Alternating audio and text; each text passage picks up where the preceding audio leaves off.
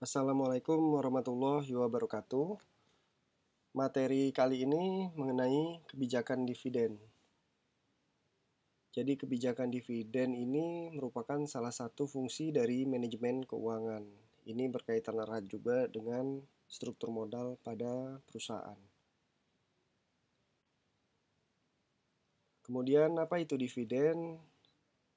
Jadi dividen ini adalah merupakan bagian keuntungan dari perusahaan yang diputuskan untuk dibagikan atau didistribusikan kepada para investor atau pemilik saham. Di dalam banyak kasus ini tidak semua keuntungan yang dihasilkan perusahaan ini dibagikan ke dalam dividen. Jadi ada sebagian yang akan digunakan kembali, misalkan untuk membiayai kegiatan atau usaha dari perusahaan. Ini juga disebut dengan laba ditahan. Kemudian besar kecilnya ini tergantung pada kebijakan dividen dan hasil rapat umum para pemegang saham pada perusahaan. Jadi dividen ini adalah hak dari pemegang saham. Dividen hanya akan diperoleh jika perusahaan atau usaha tersebut menghasilkan cukup laba untuk dibagikan dan jika direksi perusahaan menilai perusahaan ini layak untuk membagikan dividen. Kemudian setelah dividen ini ada namanya kebijakan dividen. Jadi kebijakan dividen ini erat kaitannya ini dibagi atau ditahan. Kebijakan dividen ini merupakan keputusan dari direksi apakah laba yang dihasilkan perusahaan pada akhir periode itu yang tadi ya dibagikan atau ditahan untuk menambah modal perusahaan yang akan digunakan dalam investasi atau pengembangan perusahaan di masa yang akan datang. Jadi ketika dalam sebuah perusahaan berhasil mendapatkan keuntungan, ada beberapa pilihan yang bisa dilakukan atas keuntungan yang diraih tersebut. Dibagi atau ditahan. Apabila manajemen perusahaan mengambil laba tersebut untuk dibagikan sebagai dividen, maka bisa jadi sumber pendanaan internal akan berkurang karena laba yang ditahan ini berkurang. Begitu juga sebaliknya, apabila perusahaan memilih opsi untuk membagikan dividen, maka dana internal perusahaan akan lebih membesar. Kemudian ada beberapa teori mengenai dividen. Jika mungkin kita akan melaksanakan penelitian tentang dividen ini ada beberapa teori. Yang pertama ini teori dividen yang tidak relevan. Ini menurut ahlinya ya, ada ahlinya itu Modigliani dan Miller. Jadi teori dividen di sini adalah nilai pada sebuah perusahaan itu tidak tergantung dari besar kecilnya dividen payout ratio, tetapi ditentukan oleh laba bersih sebelum pajak dan kelas risiko dari perusahaan. Jadi bisa dibilang kemampuan sebuah perusahaan pada teori ini dalam menghasilkan laba dari aset perusahaan ialah faktor penentu nilai sebuah perusahaan tersebut. Kemudian teori kedua yaitu teori the bird in the hand. Pada teori ini menurut Linter dan Gordon, jadi ketika dividen payout rasio ini menjadi rendah, maka biaya modal sendiri perusahaan itu otomatis meningkat. Hal ini disebabkan karena para investor lebih memilih dividen daripada capital gain. Kemudian ada teori ketiga yaitu teori perbedaan pajak. Pada teori ini menurut Lisenberg dan Ramaswamy yaitu pajak yang diperlakukan terhadap dividen dan capital gains. Akan tetapi para investor akan jauh lebih menyukai capital gain karena pemegang saham dapat menunda pembayaran pajak tersebut. Kemudian jadi di sini ada munculnya teori perbedaan pajak, dividen atau capital gain. Kemudian yang keempat di sini ada teori signal hipotesis. Pada teori ini ada sebuah bukti yang menyebutkan bahwa jika ada kenaikan dividen maka akan diiringi dengan kenaikan harga saham. Begitu juga sebaliknya. Jadi ini akan menjadi alasan lain mengapa para investor itu lebih suka terhadap dividen daripada capital gain.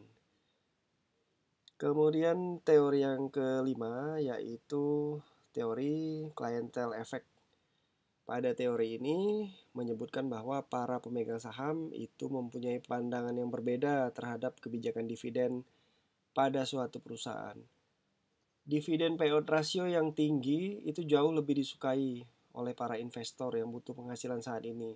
Sedangkan para investor yang tidak begitu butuh uang pada saat ini jauh lebih memilih jika perusahaan menahan sebagian besar laba bersih perusahaan. Ini harapannya ke depan dividennya lebih tinggi daripada sekarang. Jadi lebih bagus ditahan. Jadi di sini ada menurut teori clientele effect ini. Kemudian ada lagi jenis-jenis dividen. Yang pertama, dividen cash. Jadi cash dividen ini pembayaran dividen itu maksudnya dalam bentuk uang cash. Dibandingkan dengan jenis dividen lain, dividen cash ini paling sering ini digunakan oleh perusahaan dan umumnya juga lebih disukai oleh para pemilik saham. Kemudian yang kedua ada dividen aktiva, ini selain cash. Jadi pada dividen yang dibagikan ini dalam bentuk barang atau aktiva selain cash. Jadi dividen properti ini dibagikan adalah bagian dari aktiva yang tidak mengganggu keberlangsungan hidup perusahaan dan barangnya bisa dibagi rata untuk para pemegang saham. Jadi pemilik saham akan menerima dengan nilai sebesar harga pasar dari aktiva yang dibagi tersebut. Kemudian yang ketiga ada dividen utang. Pada dividen utang ini adalah janji yang tertulis untuk membayar sejumlah dividen kas tertentu kepada pemilik saham. Ini di kemudian hari maksudnya. Janji ini berupa surat promise. Dividen utang ini bisa terjadi apabila laba perusahaan ini tidak cukup, namun saldo kas perusahaan itu tidak cukup untuk membayarnya, maksudnya di sini. Jadi di sini ada janji. Kemudian pada jenis dividen ini yang keempat ada lagi namanya dividen likuidasi. Pada dividen likuidasi adalah dividen yang muncul ketika manajemen ingin melikuidasi usahanya dan mengembalikan seluruh aktiva bersih yang tersisa. Ini untuk para pemodal atau investor atau pemilik saham ini dalam bentuk kas tunai. Kemudian jenis dividen yang kelima yaitu adalah dividen saham. Dividen saham ini adalah dividen yang dibayar dalam bentuk saham yang pembagiannya ini juga sesuai dengan persentase kepemilikan saham.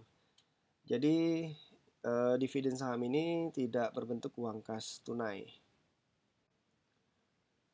Kemudian apalagi nih ada syarat dividen. Yang pertama untuk syarat dividen itu saldo laba yang ditahan itu mencukupi. Jadi maksudnya sama seperti dividen tunai. Pada pembayaran dividen saham yang berasal dari laba ditahan perusahaan. Bedanya dividen saham ini mengeluarkan uang tunai untuk dibayarkan kepada pemegang saham. Sedangkan dividen tunai ini bisa juga menggunakan kas, tetapi tidak ada arus kas keluar, yang ada hanya perpindahan akun laba ditahannya saja menjadi modal atau ekuitas. Kemudian syarat dari pembayaran dividen ini atau syarat dividen ini yang kedua yaitu dividen ini disetujui oleh RUPS atau Rapat Umum Pemegang Saham. Sama seperti dividen tunai, jadi pembayaran dalam suatu bentuk dividen saham ini harus memperoleh persetujuan dari para pemegang saham dalam rapat umum para pemegang saham. Jadi disetujui dulu dibayar atau ditahan oleh RUPS atau berapa yang dibayar, full atau setengah. Yang jelas harus disetujui oleh rapat umum para pemegang saham atau RUPS. Kemudian syarat dividen yang ketiga yaitu harga teoritis saham ini sesuai dengan peraturan. Jadi di Indonesia itu ada Bursa Efek Indonesia yang mengatur mengenai penerbitan saham baru, atau perusahaan yang akan membagi dividennya. Jadi menurut aturan bursa ini harga teoritis saham itu hasil adanya penambahan saham baru. Jadi minimal paling tidak memiliki nilai Rp100.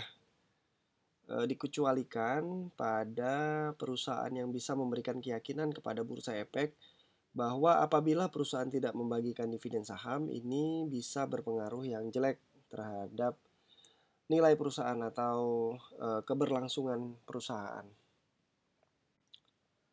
Kemudian selanjutnya ada kebijakan dividen ini ada beberapa tipe. Yang pertama, kebijakan dividen yang stabil. Jadi pada jenis kebijakan dividen yang stabil ini yaitu jumlah nominal dividen yang dibayarkan itu tetap setiap periodenya. Jadi nominal pembayaran dividen itu tidak naik turun, tetapi stabil di angka yang sama. Walaupun perusahaan itu secara laporan keuangan mengalami kerugian, tetapi pemegang saham pada tipe kebijakan ini tetap stabil menerima dengan jumlah yang sama seperti tahun sebelumnya. Jadi di sini stabil. Kemudian tipe kebijakan dividen yang kedua, ini dividen rasio tetap. Maksud kebijakan dividen rasio tetap ini adalah bahwa dividen yang dibagi itu berdasarkan rasio yang tetap di setiap periodenya. Jadi rasionya yang tetap. Jadi besar kecilnya nominal dividen yang dibagikan itu tidak sama dari tahun ke tahun. Jadi rasionya tuh maksudnya persentase, tergantung pada laba yang dihasilkan. Jadi misalnya 30%, 30% semua, tetapi kan labanya berubah-ubah, pengalinya 30% tadi. Jadi di sini yang tetap adalah rasionya. Kemudian yang ketiga ada kebijakan dividen yang fleksibel. Pada tipe kebijakan dividen ini besar kecilnya dividen dibayarkan setiap tahun, akan tetapi disesuaikan dengan kondisi finansial dari perusahaan tersebut, untung atau rugi. Jadi setiap waktu perusahaan tentunya mengalami perubahan karena ada pengaruh internal maupun eksternal. Untuk itu, dividen yang dibagikan akan mengikuti perkembangan. Kondisi perusahaan juga berbeda-beda setiap tahun, bahkan apabila kondisi keuangan perusahaan dirasa tidak memungkinkan atau mungkin rugi ya, maka dividen bisa jadi tidak dibayarkan. Kemudian yang keempat ada kebijakan dividen residual. Di sini maksudnya adalah dividen yang dibayarkan hanya apabila ada laba yang tersisa setelah perusahaan melakukan investasi.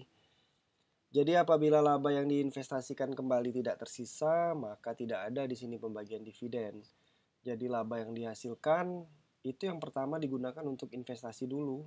Baru setelah investasi dilakukan dan ternyata masih ada sisa, maka sisa tersebut yang dibagikan dalam bentuk dividen.